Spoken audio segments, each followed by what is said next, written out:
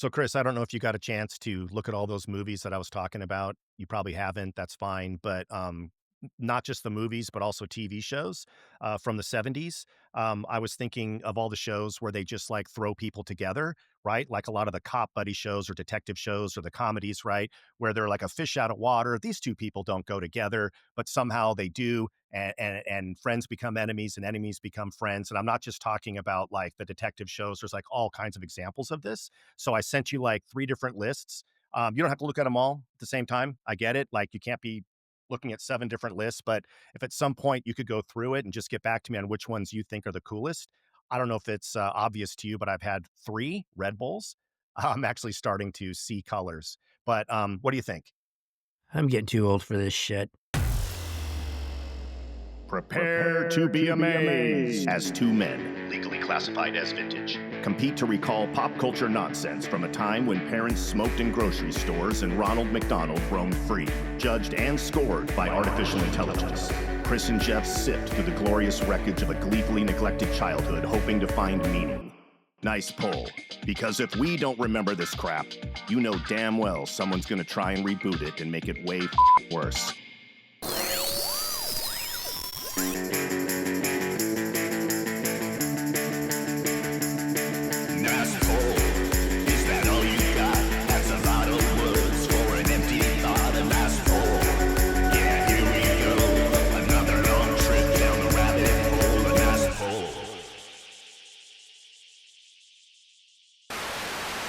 All right, well, exciting news. Episode 65 is here. It's happening right now.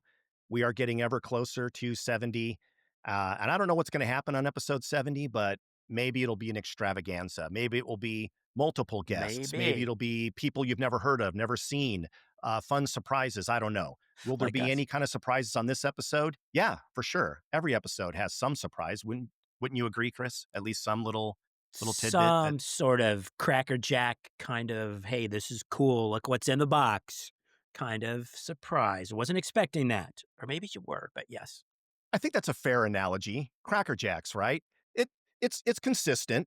You know what you're getting, just like the podcast. And when you open up the prize and there's something special, you go, eh.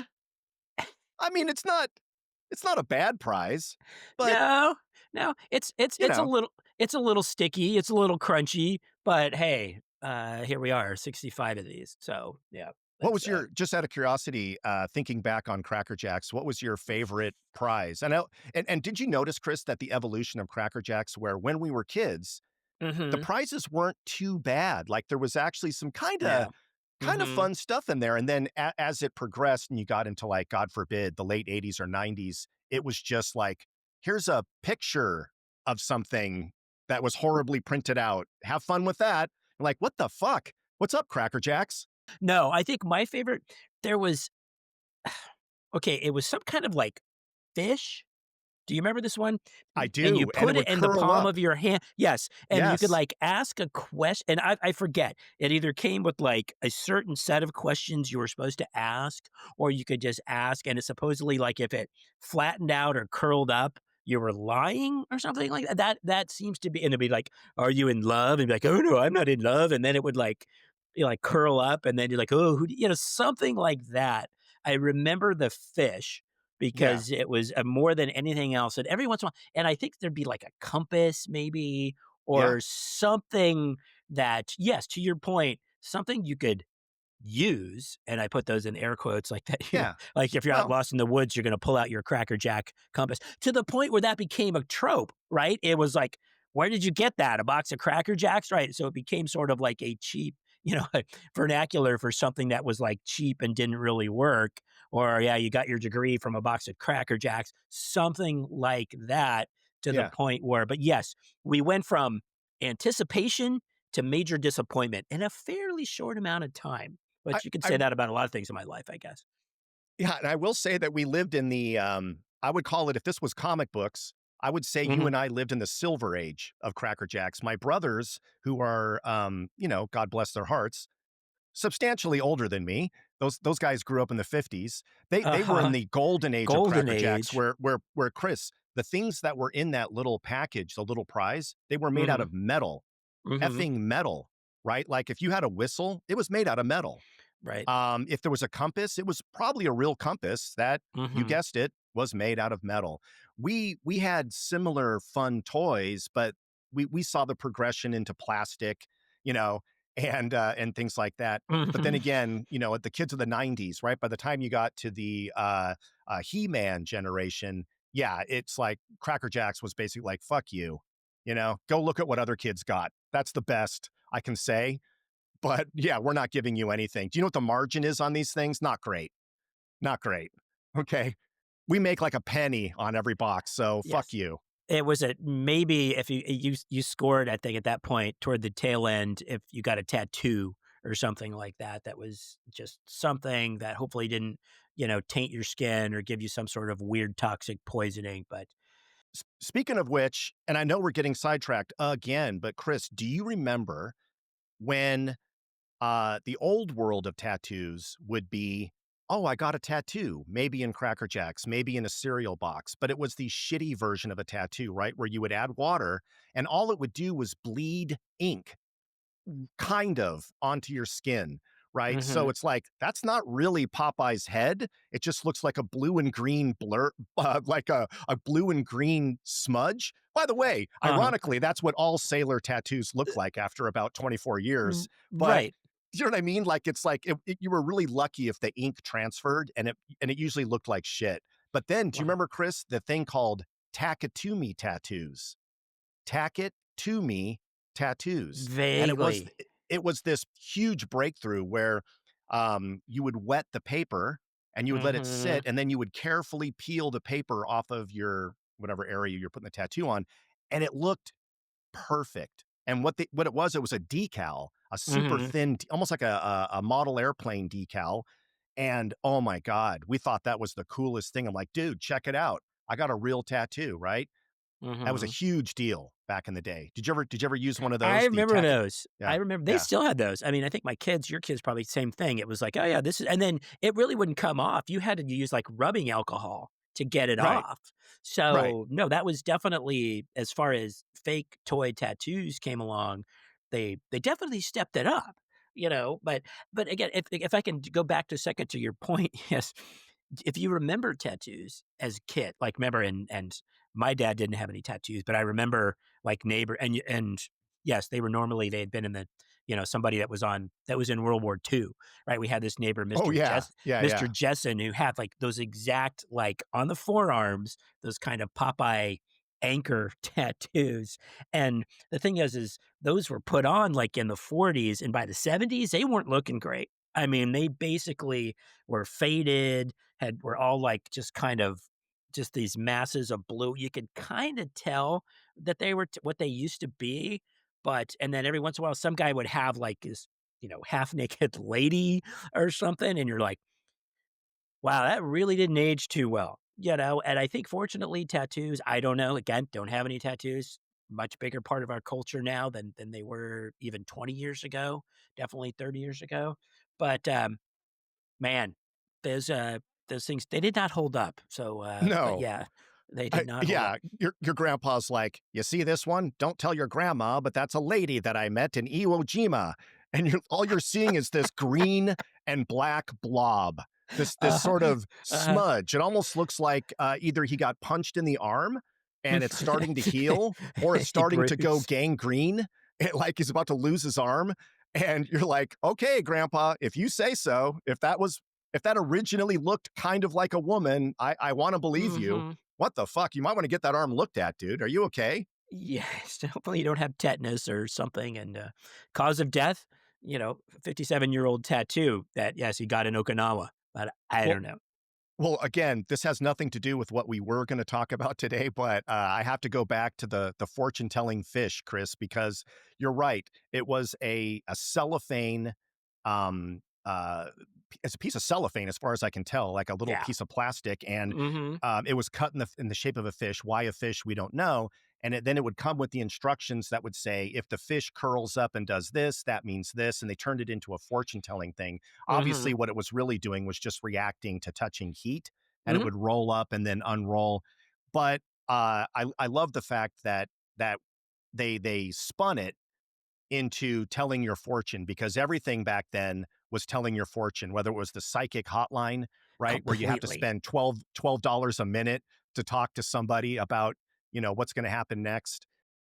But it reminds me so much of the mood ring, right? Which is another thing that does something novelty that then they invented a story about what it really does, right? So, hey, did you guys notice that if you stick the cellophane in your hand, it curls up? Hold on a second. That is fucking genius, Ted. Uh, We just have to add a little extra story to it. What that is, Ted, that ain't just any piece of cellophane. That's a fortune telling piece of cellophane. Get where I'm going with this, right?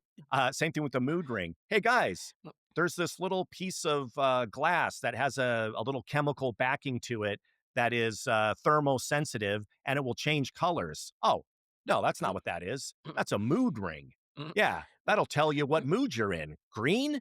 That means you're jealous. Blue? That means you're in a good mood. Red? I don't even want to know. Janet, get on that. What does red mean? Let's ship these fucking things. Could it be on a necklace? It could be on a necklace. Could I print it on a shirt? You could totally print it on a shirt. This is gonna fucking destroy the pet rock guy. We got to get the pet rock guy out of Sears. We gotta take back control, guys.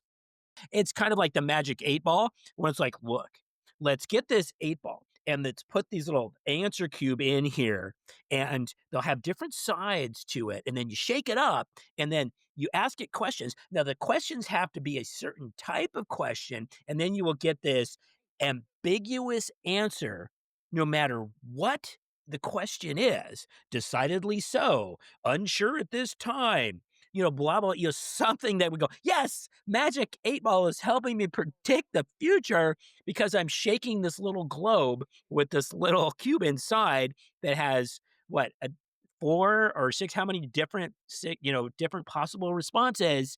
And like I said, they worked backward from that.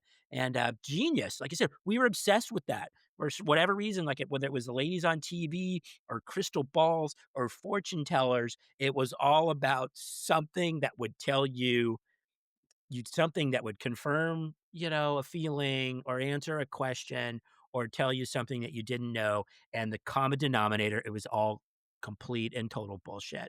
Yeah, but we loved it, right? And I mean, thermosensitive material that you could turn into a mood ring, that's kind of interesting. A piece of cellophane that curls up in your hand, that's kind of interesting.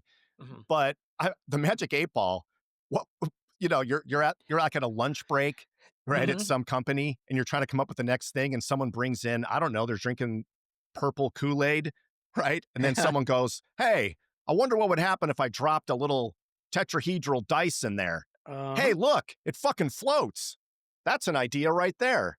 How would you even how what? How? Uh-huh. Who? When? Right. Mhm. And then Chris, even though we all knew what it was, at Mhm. some point every kid had to smash that thing open just to double check, just to make sure that there wasn't a genie in there or some other type of mechanism. We all at some point, at least before we threw it out because we were tired of it, we had to break it open, and we all said the same thing. Yep, purple water and a piece of plastic.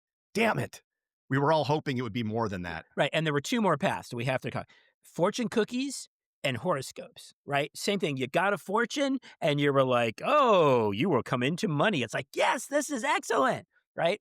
And then your fortune, your horoscope, "Today will be an important day in your life." It's like, "Yes!" And, like, if they were bad ones, you just completely trashed them and ignored them or, just completely discarded Yeah, them. that's a But do-over. it was Yeah. just like, you wanna believe it when it's good, and, "Hey, my horoscope said something good was gonna happen to me today." It's just like, "Okay, can we be a little more vague? Because it's all in the eye of the beholder." It's like, "Hey," you could say it's like, "You didn't get run over by a bus today. I guess that was good." Back in our day, it seemed like fortune cookies told your fortune, you know. Mhm. It would have been awesome if at least one time they got super specific. Don't take the number 3 gray line bus at 3 o'clock. Right? That would be fucking awesome if they would do that. They Mhm. never did. But nowadays, they don't even try to tell your fortune. I don't know what the deal is, but to your point, Chris, it's a wise man leads wisely. Mhm. Hey, fuck you. Seriously. I want a fortune. I want to know what's happening next. I don't need just a statement, right? And then I'm supposed to figure out if it's true or not. It's just fortune cookie. Let's go back to the basics. I don't know. Mhm. That always bugged me. And we're going in kind of a weird order here, but now my We brain are. is really firing. I swear to God, we're going to get to this episode, you guys, in just one second. But speaking of Jeff Thill, who had to break open the Magic 8 Ball again just to double check what was inside there. Mhm. What other famous toy, Chris, that we had as kids, mostly guys, mostly a boy toy, at some point when you got tired of playing with it, you had to cut it open to see what the hell was in there. Can you think of what I'm talking about?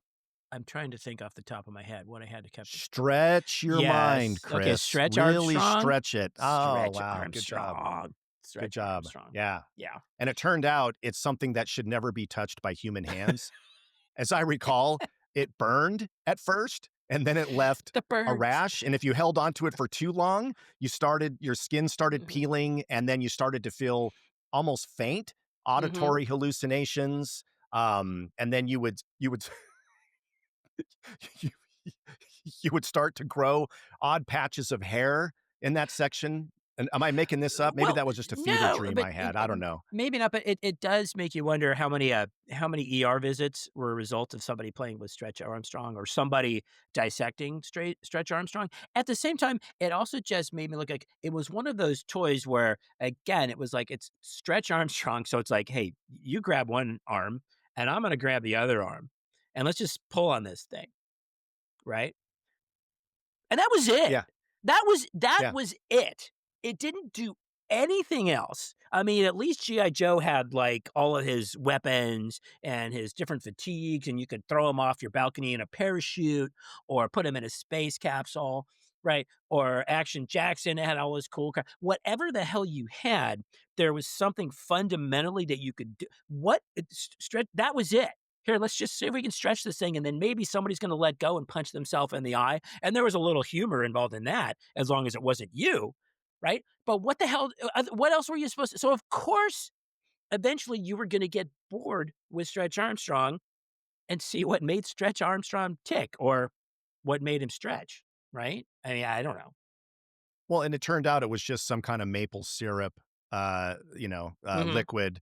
But and I love the fact too, like, what could we stick this inside of? And I think, Chris, this goes back to nowadays we have satisfying videos, right? Where you watch a video and they're slicing through styrofoam or they're mhm, squeezing putty and it's like, oh, or someone is edging or mowing a lawn or mhm, chipping away paint. You're like, oh, it's so satisfying. I think this was one of the early tactile, satisfying things because you didn't just stretch them, you could also mhm. squish them. And I think the squishing of it was kind of satisfying. What I never understood though is you could have done a million things with that toy, but instead they put it inside of a bodybuilder that was wearing Speedos. I didn't quite get why it had to be that. And of course, he doesn't have fingers or toes, right? They're Mhm. like, dude, I'm sorry, but this already costs us too much to manufacture. I can't put fingers and toes on it. It's Or just going to have clothes. to be a guy that was born Mhm, that was born without fingers or toes and inexplicably is wearing a Speedo. right. That's the most we can do. Right, and is that supposed to be aspirational? At the same time, right? Because G.I. Joe was like a commando, or Action Jackson or all the Mego superheroes. And again, as a boy, it's like if you're girls and you're playing with Barbies and you want to be a stewardess or, whatever. Of course, they weren't at the time. It was like a housewife. That was Barbie. Unfortunately, the bar was not set very high at the time. But it was like, what what do you aspire to? You wanted to be the $6 million man. It's like, yes, you got all mangled when you became a cyborg and you were like, and you became even better than you were, better, stronger, faster, right? But what the hell? What are you supposed to be? Yes, to your point, Jeff. I'm this guy with no clothes, no pants, right? And no fingers and toes. But guess what I can do? I can stretch to a certain degree. I can stretch and then that's all I got.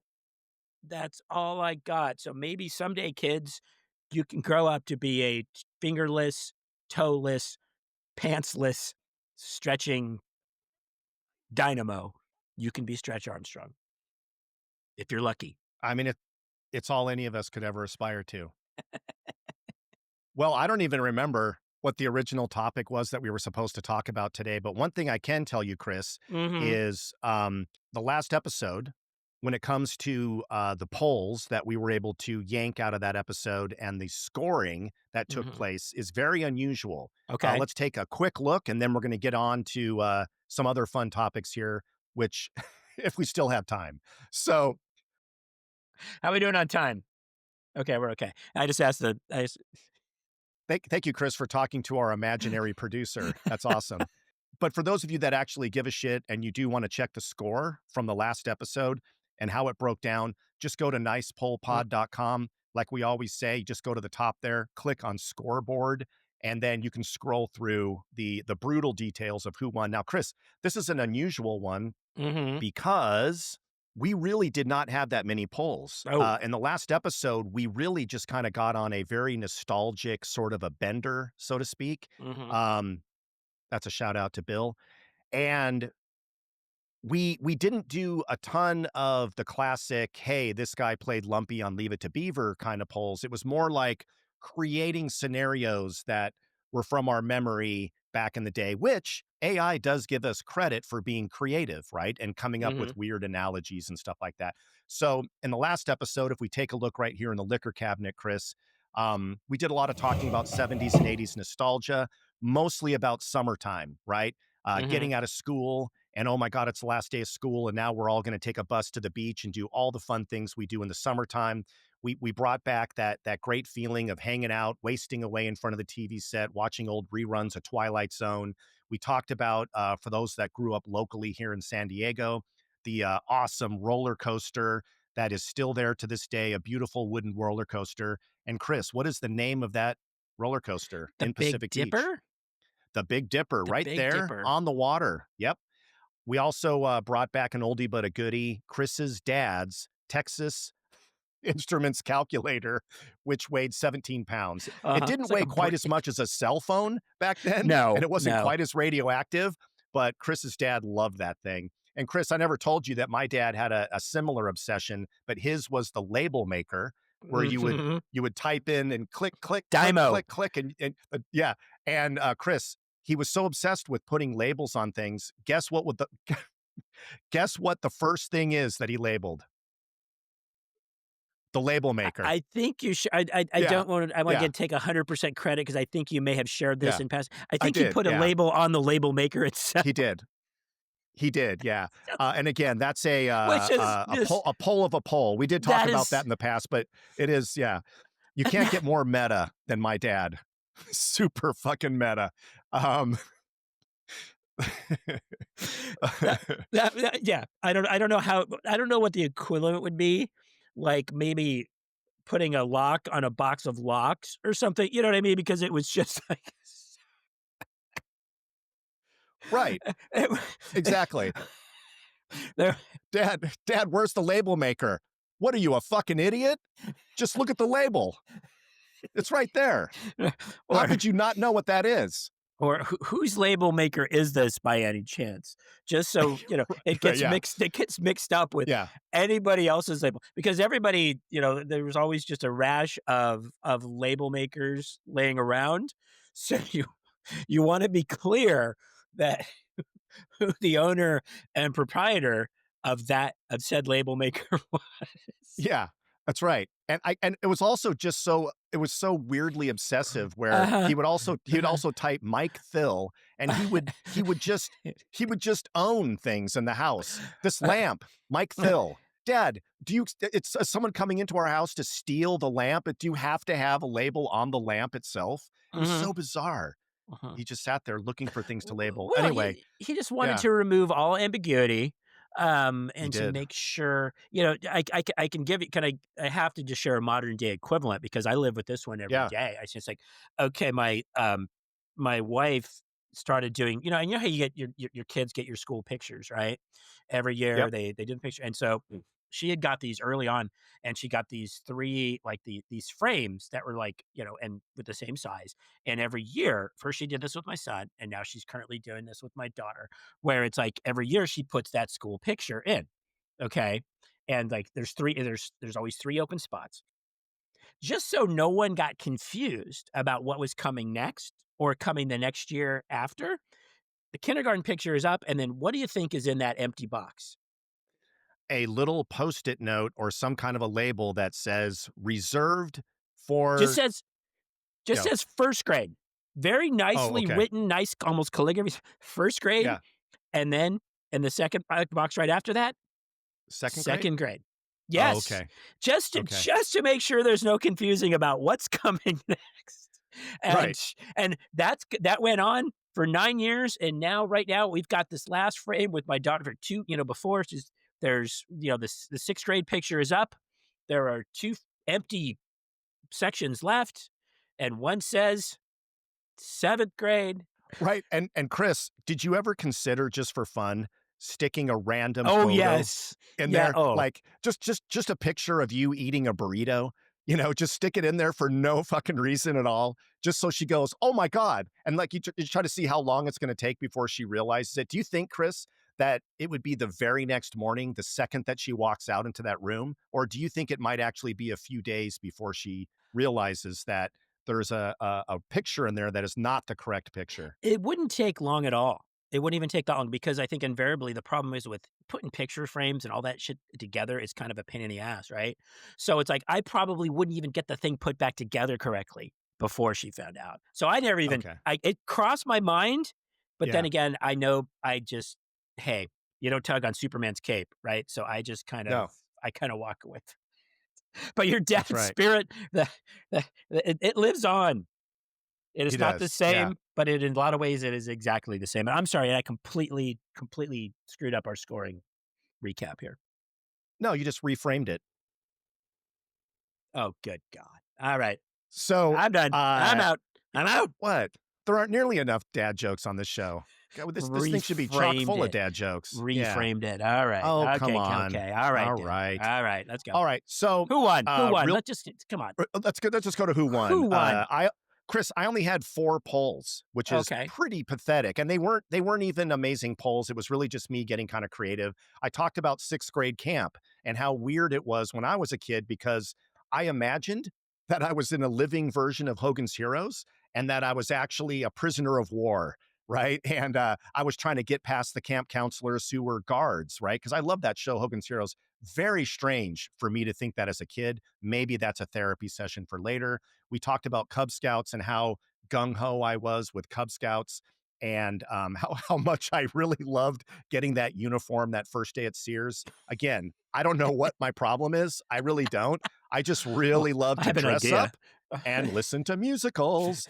Um, then we Well, talked about my experience at Jack in the Box by Pacific Beach, which of course we all remember that growing God, up I'm here in getting San hungry. Diego, and how cool it was when you were younger Mm. and you would run into somebody that maybe you had a crush on, and it was a few years later and they hadn't seen you in that long. So now was your opportunity to basically be the cool guy, right? Oh, that Mhm. person that you knew 3 years ago, that's a very different version of me, right? And that cool feeling of like, "Hey, this is the new and improved Jeff Dill. How you doing?" Right? Um, Mhm. that was a fun memory. And then, of Mhm. course, I love how AI wrote this. Punching equals learning lessons. That was just a comment I made about the 70s, which is Uh-huh. sometimes you just have to punch somebody, right? And you learn what's gonna happen next. And for me, Mhm. that happened quite a bit. Now if we go to Chris's polls, I loved his little lesson was, "Don't say the word bored or you will be cleaning the mother effing garage," right? Oh my Mhm. god, do we all remember that? Yep. Chris's dad didn't label things, the way my dad did, but he did label things. He put the not the expiration date, he put the date of purchase on Yes. everything in the house, and Chris literally had like an Aunt Jemima syrup tracking system so the dad could go, "Who the hell is eating all the syrup? We just Exactly. bought this 2 months ago," Uh-huh. which is just so next level. Um, we Start Chris brought monitoring the up syrup. Yes. you brought up the fact that in Cub Scouts, we had all kinds of other concerns like the soapbox derby. Oh my God, the soapbox derby, Chris. Great recollection. Except when my brothers were in Cub Scouts, they would build a real soapbox that a kid could get in and have a real Mhm. derby. With us, it was just a little balsa wood one that fit in the palm of your hand. It just was a more economically minded version of the Cub Scouts. Great Mhm. memory though. But Chris, the one that really pushed you over the edge, we talk a lot about Brady Bunch. We talk a lot about Cousin Oliver. but I could not for the life of me know that that guy's name was Robbie Wrist, and you did. So I think Oh, that one really pushed you over the edge. So, Chris, let's take a look at the final score. Here we go. I knew the Robbie Wrist obviously was going to push you over the edge. Um, Congratulations, man. And honestly, that one's not very close. That's about 130 some odd thousand points, uh-huh. Chris. You kicked my butt. You Eh, Robbie wristed me right into the ground. Damn it. I think you came up with yes. On the, not on the main stage, on the backstage at Coachella day 3, the Robbie Wrist, I think would be a fine doing an acoustic show only, a special acoustic show by the Robbie Wrist, and I would be there to go see that. So, But um, I think they would have to change it to Robbie's wrist just to make maybe. it a little extra artsy. I don't know. Who Okay, knows? fine, That band sucks anyway fine. since their drummer died. I never liked him. Now, one other thing, I did want to make one extra note, Chris, and I know that you are going to absolutely love this. If our Mm. listeners and friends of the show do go to nicepolpod.com and they go in the scoreboard section, I now have a running tally of who is winning. And Chris, right now, you are 8 wins. I am 5 wins. Chris, that's not how they say it in baseball. Why don't you say that score there because me not know understand sports much good?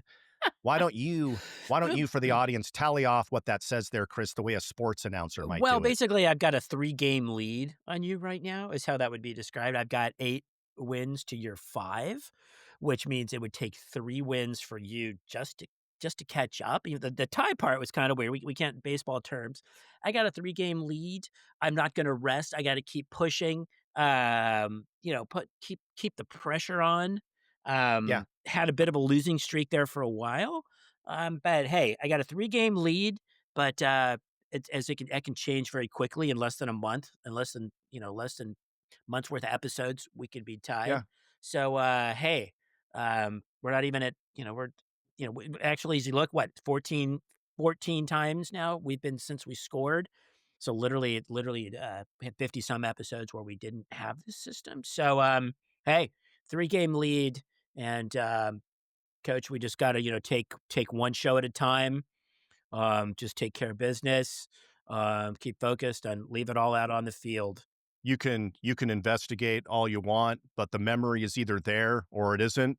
So really Oh, at the end of listen the to day, you. it's whoever gets the most pulls by the end, that is the person Mm, that's going to be victorious. right. And furthermore, the more obscure, right? So right now we're doing a lot of practice on focusing on the obscure, and we're going to see how that runs. But you just got to take it day by day, memory by memory, and do everything you can to try to maintain those memories. Back to Mhm. you, Interesting jock Chris. voice there. Was That that was pretty close to? that was Yeah, yeah, you were not too kind bad. of yeah, you were Yeah, kind of a mix. You had a little, I don't know what to think in there. You had a little Tank McNamara, I think, thrown in there as I far did. as, but good, well done. Produce, Thanks, man. announcer slash jock voice. And Chris, Well done. there is an update to that score because we just now learned that it's actually Chris Oh, with 9 yes. games and 4-game Jeff lead. with 5 games. So you've almost, and again, Chris, I'm not going to try to freak you out with a bunch of math right now. We all know Mhm. that's not your strong suit, No. but you've almost doubled the number of wins. So I have a lot of work to do. On this episode, I had better start kicking ass and coming up with some pretty obscure references in order to even have a chance of besting you. But speaking of which, Chris, why don't you tell us what in the hell we're going to be talking about next on this episode? Now that the episode has 4 minutes left.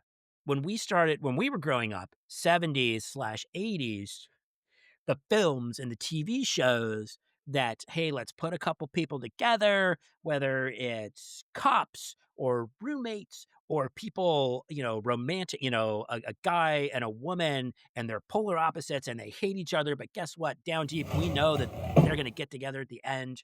And that whole sort of trope that, if we look back on it, goes back decades and decades and just sort of built and took on many ways, shapes, and forms.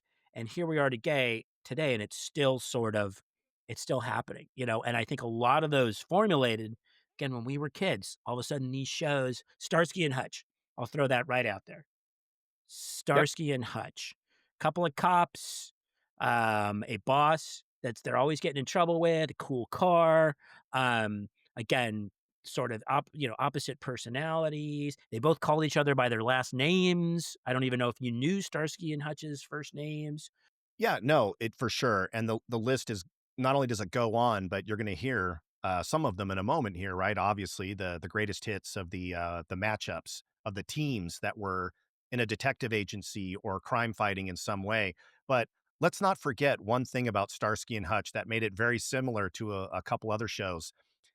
You are undercover police officers. You Mhm. should try to be low key if you can. That's why I recommend you have a car that is bright red and has a unique white stripe down the side that comes to a point and goes over the hood so that anyone in LA Uh, can immediately know where Starsky and Hutch is at all time. Can you park in a back alley and try to be inconspicuous in that fucking car, the Zebra? No. No, you can't. But Chris, who else could not park and be inconspicuous? How about the van that Mr. T was driving? I think okay. I think we've gone over this before, but you're escaping not just the police but the military because you escaped from a maximum security stockade, but you're going to Mhm. drive around in a black custom van with a very Starsky and Hutch-esque red stripe down the side, and then it's going Mhm. to be driven by a 350-pound man with a mohawk and an obscene amount of gold chains, just to keep a low profile. I think even Dirk Benedict, the face, Oh, right? He drove Spaceman. a custom Corvette with like this very elaborate decal system on it. It's like, yeah, guys, just chill out, man. No one will ever. Where are they? Where is the A team? We can't find them. We can't find them anywhere, Well right? well not only that, but they were also, like you said, they were conspicuous as hell. Like, right? Like, Starsky and Hutch if Starsky and Hutch had to go sneak up on somebody, did they park, like, 4 miles away? Right? Because, again, that stupid tomato red car, which is like, "Oh, shit, the cops are here," to your point. Um, Miami Vice, and I get this is also the part of it too. It's like I wanna say that Sonny Crockett drove like it was like a Ferrari or a Lamborghini or something like that, which is like, first of all, how much do they pay cops in Miami? You know? Um, Number 1. Number 2, not the most not the most conspicuous, not the most inconspicuous, the most conspicuous car possible. Now, again, this is Miami, it was the '80s, and it was all pastels and, cool colors and flamingos and all that shit, but still, it's like, "Hey, I'm gonna roll up in that thing." And nobody's going to know who I am. Nobody's going to recognize me. And I could just go about my business with drug dealers or pimps or gun runners or whatever. And man, I'm going to be cool and I'm going to be undercover. But that was part of, again, the partnerships. You would throw these, like I said, like Crockett and Tubbs. Knight Rider was a partnership between what? David Hasselhoff, and who was his partner? Who was David Hasselhoff's partner, actually? Kit, The Kit, car! He didn't even have a human partner, he had a talking car. I think William yeah, Daniels, who was, like, from Saint Elsewhere, was, like, doing the show voiceover off. and was, like, saying shit like, "Oh, I don't know, be careful here," whatever, in the sense of, like, a talking car that he would call, in talking to Kit, having a conversation. I think he might be a little bit crazy. Now, I guess now we have talking cars. We don't have flying cars, but we do have cars that can sort of tell you shit, right? At least through your GPS or Siri or whatever. Oh, I always thought it was an odd creative choice to make Kit's personality a total bitch. Just a snotty, arrogant, patronizing bitch of a human. Mhm. Everything was, "Well, Michael, I wouldn't do that if I were you." "Okay, Michael, but don't say I didn't warn you." Really? Just all the time? There's not just my God, I would have driven that car off a cliff, probably because I'm a bad driver, but I would have driven that car off a cliff long before my third adventure with it. Just honestly, just from the attitude alone. That was that was pretty unbearable. But I will say in defense of Miami Vice, they were supposed to get involved with, drug dealers, right, and True. kingpins and stuff. So I do think that the Ferrari Daytona, which is the actual car that he drove, I think it was a white Ferrari Mhm. Daytona. See what I'm doing here, Nice Chris? I'm trying pull. to win this episode. Whoa, nice pull. Was given to them by the discretionary budget of the drug division at, Miami PD or whatever they call it, Mhm. so that and I think they notoriously would damage them, right? And then they have to get another one. I think at some point they even had a Testarossa, which is kind of cool. But yeah. And by the way, how bad do you feel for the other actor? It was Don Johnson who blew up and became the world's biggest celebrity, and whoever that guy is that played Tubbs. Philip I just Michael felt so Thomas. bad. He's a good actor. I mean, Okay. it's not a very challenging role, but Mhm. seemed like a good guy. He put his heart and soul into it, and everybody would give that guy shit, like, and You're not the Don other Johnson. guy. Oh my god, I felt Well, so bad. but I guess also the thing is you can still mention though, okay, so we have this Ferrari, right? Or the Testarossa and the Daytona. I'm trying to drop these all too. It's like, but okay, so yes, Too late, I already pulled it. they were supposed to be undercover, but then wouldn't that get out eventually? Like, because once they busted somebody and the word would get out on the street, it'd be like, hey man, if somebody rolls up in a white Ferrari, they're a cop. It's like that would not be a secret that would stay secret for very long. But that either they were super efficient and kept it tightly wrapped in Miami, or people were just effing stupid. Every partnership, whether it was I don't know Felix and Oscar in The Odd Couple, right, or whether it was Crockett and Tubbs, or whether it was Sam and Diane on Cheers, or Bruce Willis and Sybil Shepherd, right, David Addison and Maddie, whatever her name was on Moonlighting, right? It's like, but there was always one. Wasn't everybody was they all had a kit, right? There wouldn't be like you liked them equally. There was always one that you were drawn to. It's like Diane was a nag. Sybil Shepherd's character was bitchy. Felix was Felix. You all want to be Oscar. You don't want to be Felix, right? So there was always that one that even though they were partners, there was one that was sort of elevated a little bit more, that was a little bit more relatable. And the other one that, because like nobody, like I said, nobody related to Diane on Cheers. They all like Sam Malone because he was handsome and cool and cracked good jokes and and the same thing, Bruce Willis was like, hey man, he was like fast talking and caused all kinds of trouble, but still came out at the end. So it was like, it's funny. The partners, they were separate, but they were not equal. And that really carried over into all kinds of other shows like Remington Steele, right? Where Hmm. Pierce Brosnan is the cool guy and everybody kind of loves him and he's awesome. And it's Stephanie Zimbalist Jr., right?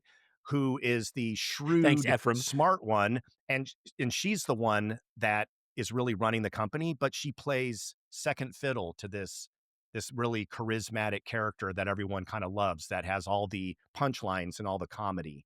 So, Hmm. I don't know, kind of interesting. And then when you get to Cagney and Lacey, now we're all confused. I don't know. What is that? I think most guys didn't really watch Cagney and Lacey. To be No. quite honest, back in the 70s, we kind of shrugged our shoulders and said, probably lesbians. You know, I think that's mostly what was being thought at the time. Hmm. Maybe not said out loud, but Uh-huh. I feel like that might have been the case. I never knew which one was Cagney or which one was Lacey, to be honest with you. I never knew which one was Kate or which one was Allie. Then you had the ones where they paired up two people and it was kind of ambiguous as to which one you were supposed to like. Dukes of Hazzard, right? I would say that both of their personalities were equally annoying. Uh-huh. And it was really just down to a woman's choice. Do I like brunette or do I like blonde? That's all you could really. Do I Tom Woppet this thing or do I John Schneider this thing? Yeah, or a little more obscure shows, right? Like Riptide, right? Which is you got two guys. They're both Vietnam vets. They're equally likable. You Perry know, King, Joe Joe Penny. Yeah. Penny. Uh-huh. I think we tied on Joe Penny. At the very least, I wiped out your poll on that one. Uh-huh. But yeah, and then I think because Revenge of the Nerds was popular back then, and we all liked nerds. Nerds was a Mhm. funny thing. They had the nerd. Who was like their tech guy, and I Mhm. think they even had a goofy little robot in the show, right? Mhm. And by the way, just like the shows we talked about, they did have a helicopter. This one was painted pink, and it was called the Screaming Mimi. I don't Whoa, know why, that is a deep but pull. yeah, that is. But the helicopter pilot, I don't think. had a initials nickname like, TC or whatever, Mm, but it was an ex-Vietnam vet of that flew course. the helicopter, so it always is right back then. You had to. It had to be Um, like I don't Airwolf, know. you Yeah, know, Airwolf or Blue Blue Thunder. Thunder. Yeah. Yeah, Yeah. yeah. Yeah. But hey, Mm. I will say one thing about this episode versus the last one. I feel like there were a lot of polls this time around. What do you think? Yeah? Quite a few polls, Jeff. Quite a Yeah. few polls, yeah. I mean, these partners and these people, friends, and these relationships, just like we have on this podcast. Yeah, you have to take a deeper dive. I might have to dive into the. I might have to get in deeper dive. That might have to open up a box of Cracker Jacks and ask it, or ask my magic 8 ball, or check my mood ring, and see where we go next. But till next time, Jeff. Till next time, Chris.